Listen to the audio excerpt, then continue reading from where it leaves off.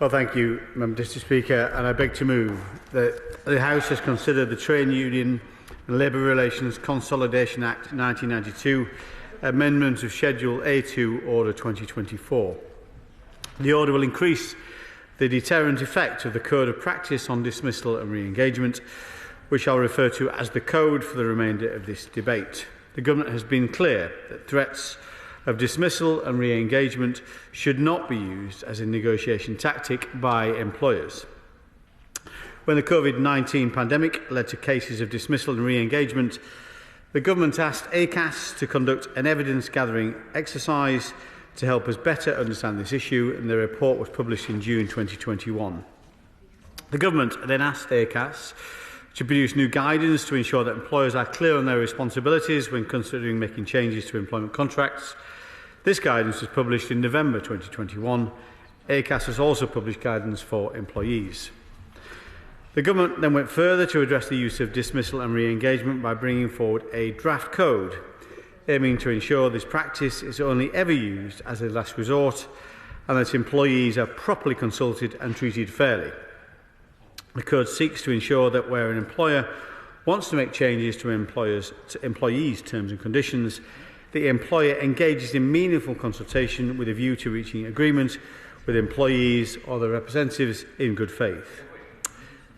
Deputy, give way.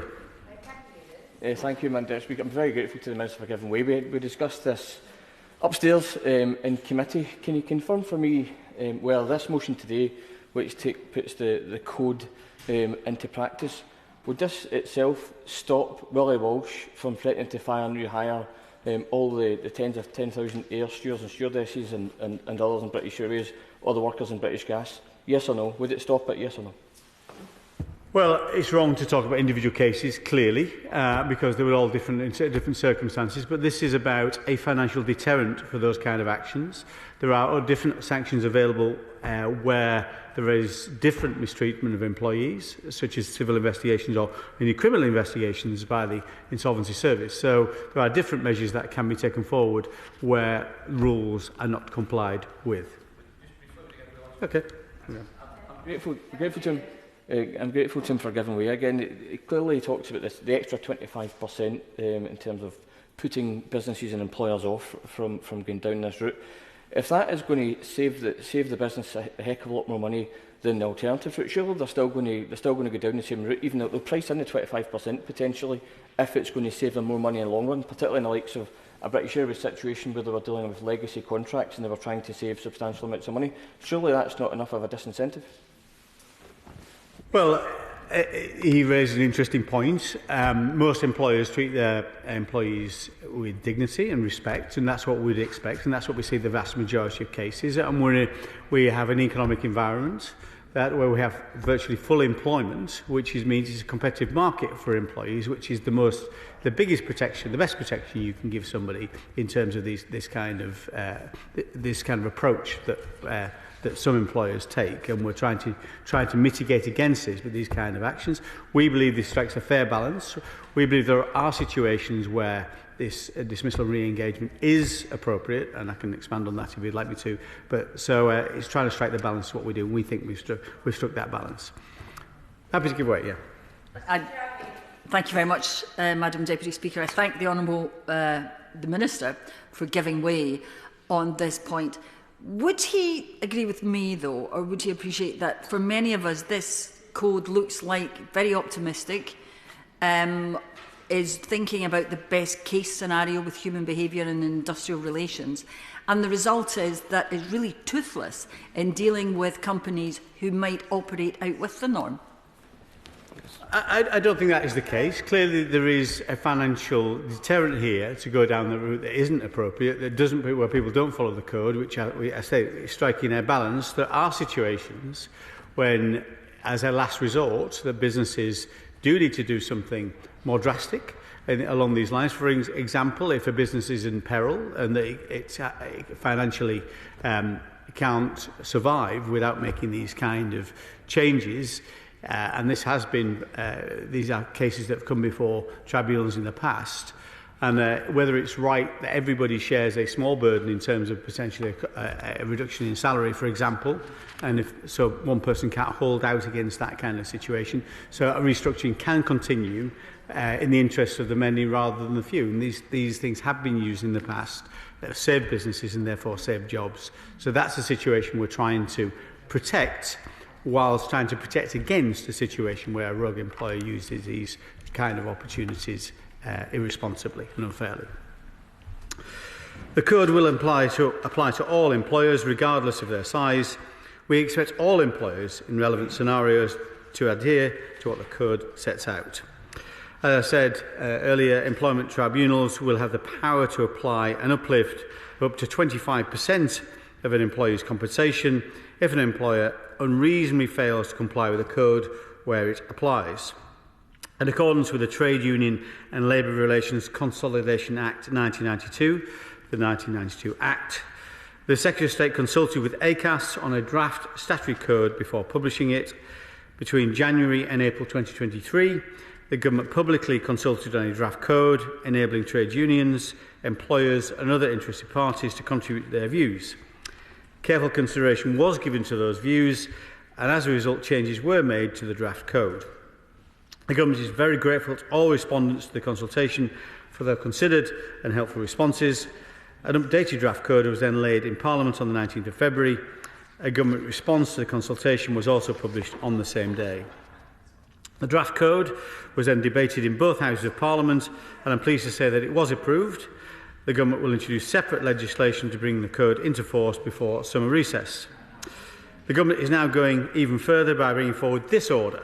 The order will increase the deterrent effect of the code by adding the protective award for non-compliance with collective consultation requirements to Schedule A2 of the 1992 Act. The protective award is compensation awarded by an employment tribunal where an employer did not consult with their employees before dismissing 20 or more of them within any 90-day period at a single establishment. Schedule A2 of the 1992 Act is the list of claims for which an employment tribunal can make a 25% adjustment to compensation where one of the parties has unreasonably failed to comply with a code of practice made using powers in Section 203 of the 92 Act. The relevant code of practice that will be impacted by this change is the Code of Practice on Dismissal and Re-engagement. This will mean that where an employment tribunal is making a protective award and it appears to the employment tribunal that the employer has unreasonably failed to comply with the code, the employment tribunal may increase the protective award by up to 25%. This change is one that was called for by respondents to the consultation, including trade unions, and will increase the deterrent effect of the code. There are calls to ban the practice of dismissal and re-engagement and suggestions to legislate to restrict its use in a manner that amounts to an effective ban.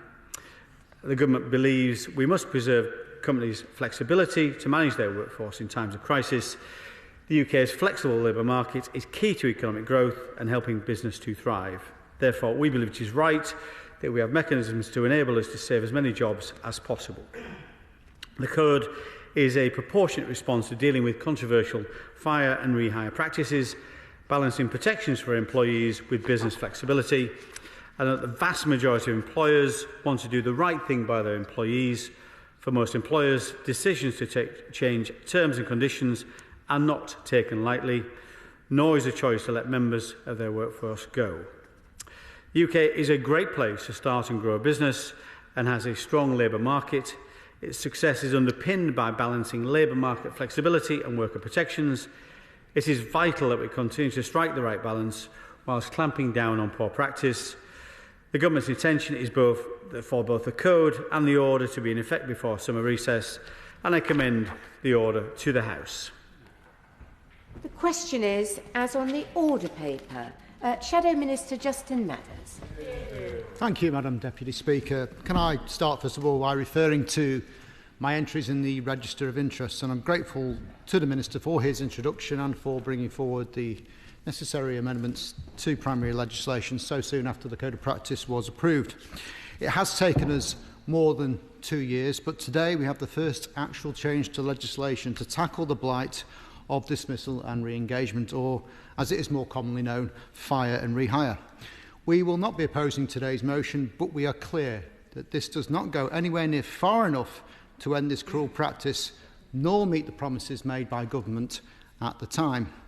And during those last 2 years, since we saw those disgraceful scenes, P&O have still been benefiting from taxpayers' cash through government contracts, and fire and rehire has continued to toxify this country's industrial relations landscape. And whilst the P&O Ferries case itself was not completely a fire and rehire, it bore many of the hallmarks of the practice and exposed the gaping holes in our law, holes which continue to be exploited because in the wake of the pandemic there has been a jump in the number of instances of employers choosing to fire and rehire workers. CIPD research found that between August 2021 and 2023, the proportion of firms who conducted fire and rehire had almost doubled. What was once a seldom used device has now become a mainstream practice and part of the wider pattern we see in this country of growing insecurity at work. In short, it has become a first choice rather than a last resort. A TUC investigation found that around 38,000 employers were still using fire and rehire as a tactic. So when we finally got the Code of Practice, which we were promised would tackle this Dickensian practice, what we found instead was a vague, weak and disappointing document that would not actually prevent another case as egregious as P&O. On that basis alone, the government have failed to keep the promise that they made more than 2 years ago. And let us take the element that many people found most offensive about the P&O case, which today's motion seeks to address, which is the fact that the P&O management were able to look at the sanctions that they were potentially liable for and then decide whether they wanted to abide by the law or not. That, in effect, the cost of breaking the law was considered just another business overhead to be factored in when making decisions. And as we saw, they decided that those sanctions were not a strong enough deterrent to prevent rule breaking. And to quote ACAS in their response to the consultation, they said a 25% penalty may not always present a significant deterrent when calculated against the financial costs and risks of an alternative approach. Certainly will. Intervene on the basis that I raised exactly those concerns at the time in relation to P&O. And he's making a powerful argument, it seems to me, and I congratulate the Minister, by the way, for what he's bringing forward. But the critical thing is the size of the business. You know, a very large business can absorb all kinds of costs that a local small firm couldn't. And that's been the change, I think. And the regulations we put in place need to reflect that change, because those businesses otherwise will behave with impunity. I thank the Honourable Member for his intervention. I think I'll refer to some of the other comments ACAS made in the response to the consultation, which I think pick up on some of the points that you've made. So we've got a clear indication, really, Madam Deputy Speaker, that unscrupulous employers might not be able to get away scot-free with breaking the law. It's clear that there are concerns that a 25% uplift is not going to be enough to deter those bad employers determined to do what they feel is necessary. And as we saw with P&O, once they calculated what the maximum penalty they could face in compensation from each employer was, they priced this in to their decision. In effect, they were able to treat the law on consultation, a law that is in place to protect workers' jobs and their dignity, as optional. What today's motion means is that breaking the law still remains an option. It just might be a slightly more expensive one now. Laws are only as strong as their enforcement, so we believe that sanctions should reflect the egregiousness of the transgressions. If an employer decides to break the law, then the sanction should not be capped and instead decided on the basis of the actual facts. That way, any employer who is tempted to brazenly flout their legal obligations because they could calculate the cost of breaking the law would no longer be able to do so, because the cost of the sanction could, in the most serious cases, be much more than the cost of complying with the law. Smaller transgressions will be treated accordingly by a tribunal, but as it stands, the most egregious abuses have a ceiling on them. This means that those with ill intent can still price in the cost of acting it unlawfully as they do now.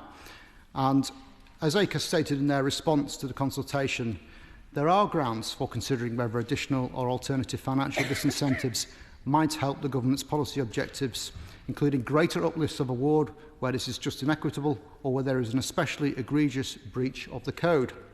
And they also suggested, picking up on the intervention, that when deciding appropriate awards, courts and tribunals might be required to consider, for example, whether the employer ought to have known better than to breach the code, the degree of legal advice that was readily available to them or not, as well as their financial resources.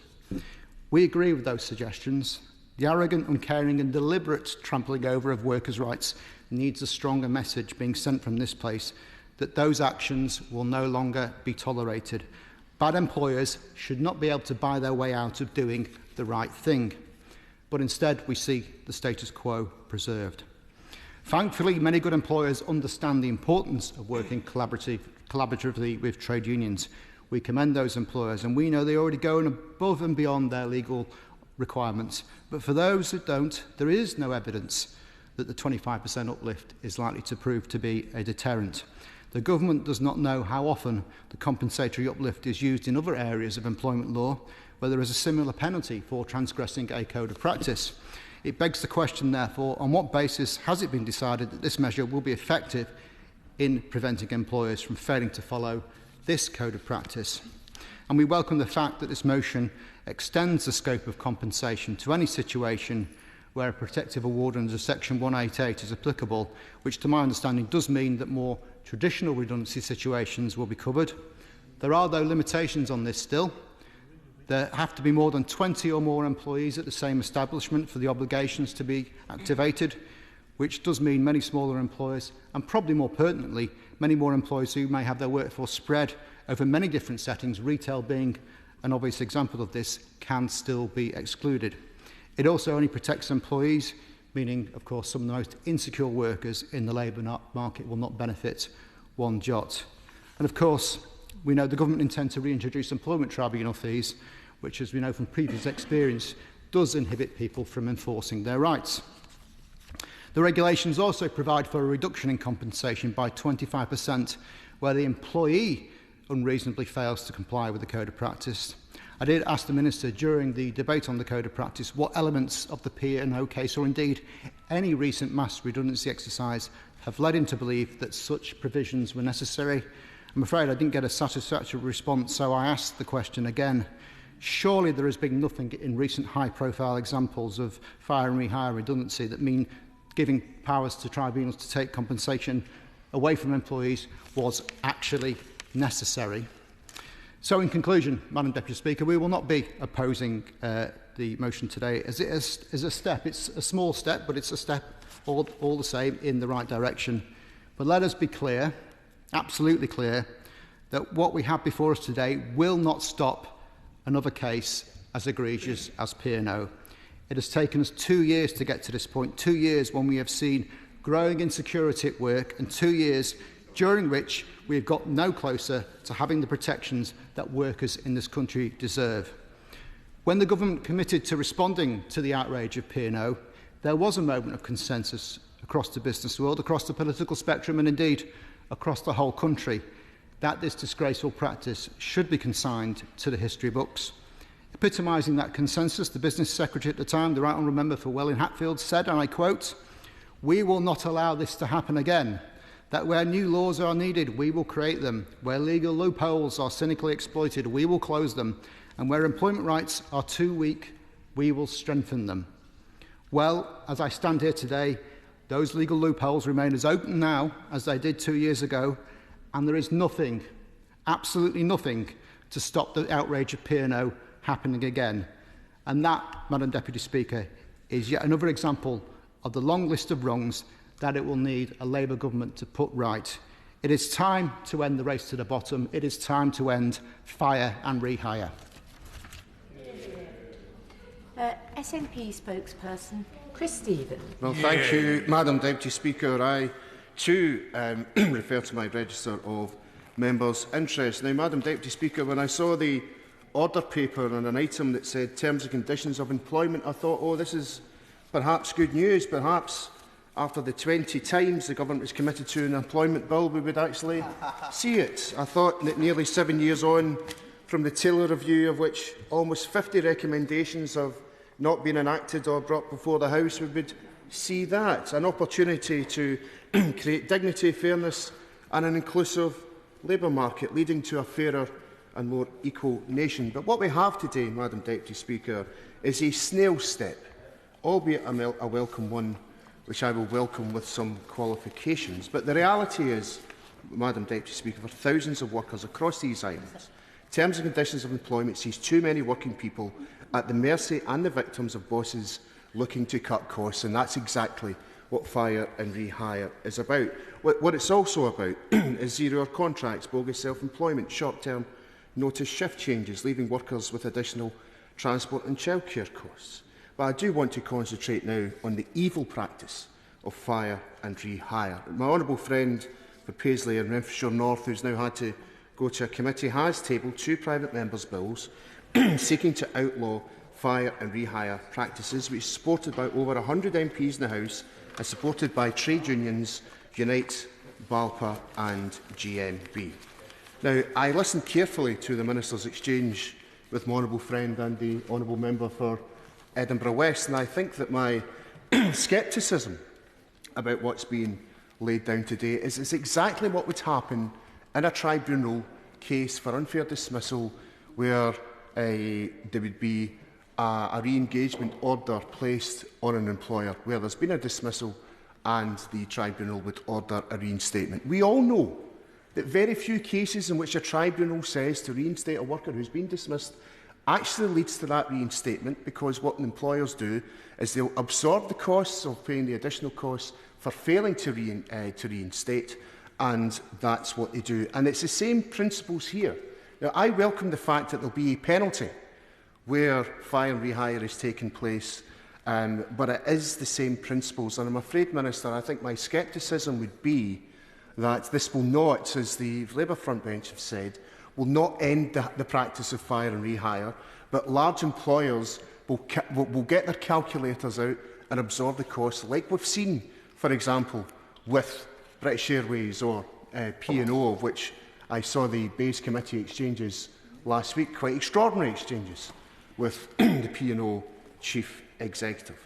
So I want to see real sanctions. So I would ask the Minister if he could write to us and tell us how many tribunal cases where there has been an order to reinstate have actually led to reinstatement. I understand it could be as low as 3%, but I'd be very curious as to what those figures are, because that will then tell us, I suspect, what the same issue would happen here with fire and rehire practices. I'll give way to one. I'm very grateful to Hollinrake for giving way. I agree with him. Isn't the point here that companies like British Airways, like P&O, like even before that ASDA, that have indulged in this behaviour, will look at this as a balance sheet exercise and just conclude that the penalty is so small that they can ride it out? And doesn't that therefore make the case for the government bringing forward primary legislation to deal with this by way of an employment bill?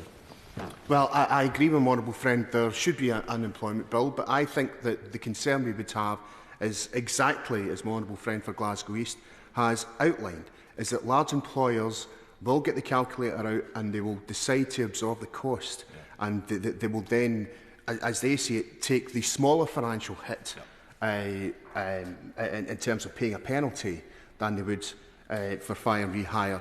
It is an evil practice, Minister, and I would hope the government now will consider ending this practice of fire and rehire. Thank you. Minister Kevin Hollinrake. Well, thank you, Madam Deputy Speaker. Can I thank honourable members for their contributions to address their specific points. The Shadow Minister, I fully understand, as we've discussed before, across in separate venues, that he doesn't feel this goes far enough. Interesting, the briefings that came from recent discussions, the Labour Party and their new plans for the workplace. I think it was a briefing that they accepted some situations where dismissal and re-engagement may be needed. Now, that may be a vicious rumour, but it seems to be that the Labour front bench decide their policy on the basis of who they talk to last, whether it be business or be it employers, so or be employee representative. So I'm very happy to give way, of course. Grateful for the Minister giving way. If he wants to debate our policies, we remain absolutely committed to banning firing hire. But if he wants to debate them properly, let's call that general election and see what the public think. Well, thank him for his intervention. Why wait? Why wait? Let's have the debate now, is my point. In terms of P&O, he raises P&O, as many other honourable members have, and right honourable members. Clearly, that wasn't a situation of fire and rehire. There is an investigation. We believe they broke the law. That is ongoing now. We have legislated in the following that situation, the Seafarers Wages Act 2023, to ensure anyone in British waters who operates those kind of vessels will pay the national living wage, which will be effective in our view.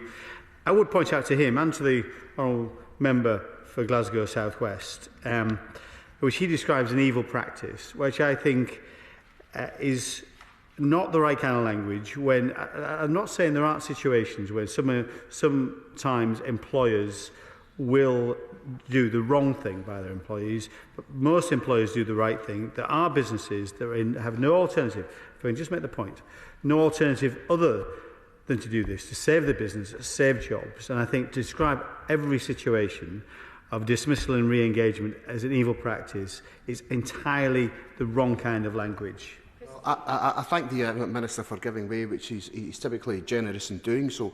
But surely this practice of dismissing people and re-engage them in worse terms and conditions and, in many cases, lower wages is an evil practice which many multinational companies tried to get away with, and some of them did get away with during the pandemic. Surely it is an evil practice. Well, I think I am not saying we are not saying there aren't cases where these opportunities are abused. I'm not saying that's not the case. But he operates on the basis of the exception rather than the rule. It is our view, and he may disagree with it, the vast majority of employers don't treat their employees that way.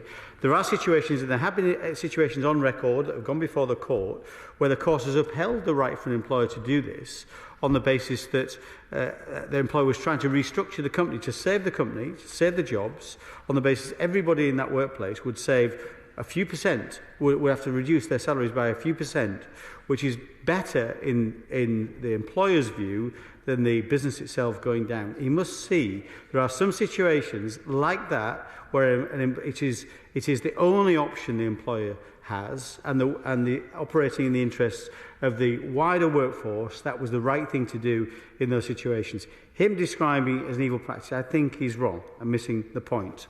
Although, I'm not saying there aren't situations, as he describes, where abuses of the system. I'm grateful to the Minister for giving way, and unusually I'm going to find myself disagreeing with my honourable friend from Glasgow South West here, because isn't it the case that there are some scenarios in which the government think it's perfectly fine for somebody to be sacked and re-engaged? For example, during the era of the honourable member for Norfolk South West, government collapsing, ministers resigning and then being reappointed after that. So sometimes it is actually in the government's interest to have that place, isn't it? Well, there was no recourse to employment tribunal in that situation, and certainly no uplift in terms of the compensation they might receive. I would say to the honourable gentleman, the Shadow Minister, again, he talks about, he should again frame it, I think it is the context around this, in that the majority of businesses in this country do the right thing by their employees, because they want to do the right thing, because they believe, because they're honourable people, but also that's the right thing to do for business reasons, to treat your employees well. And I think his approach to ban dismissal and re-engagement would cost jobs, as in my view would day one rights in terms of unfair dismissal would cost jobs, as in bringing forward a single category of worker would cost jobs, and will put create huge difficulties for many sectors. So it's not just the case of the fact of the situations that arise in individual circumstances. It is the fear of those situations arising for businesses when you're trying a new employee. That is a situation that will strike fear into the heart of many businesses across this country and will cost jobs. The honourable gentleman, the member for Glasgow South West, asked me about in terms of how many people have been before an employment tribunal and then been reinstated. I don't know those numbers. I'm very happy to go away and see what numbers we can find for him on that basis. Mr. Speaker, this order will increase the deterrent effect of the Code by adding the protective award for non-compliance with collective consultation requirements to Schedule A2 of the 1992 Act. This will mean that where an employer is found to have unreasonably failed to comply with their collective consultation requirements, as well as unreasonably failing to comply with the Code, the Employment Tribunal may increase the employee's protective award by up to 25%. Subject to the approval of both houses, the Code and the order will be enforced before summer recess. The Government is committed to making the UK the most dynamic place in the world to work and to launch, grow and do business. The UK's flexible labour market is key to economic growth and helping businesses to thrive. However, labour market flexibility must be balanced with appropriate safeguards. This House should be left in no doubt. This Government will always continue to stand behind workers and stamp out unscrupulous practices where they occur. The question is, as on the order paper, as many as are of that opinion say aye. Aye. Contrary, no. I think the ayes have it. The ayes have it.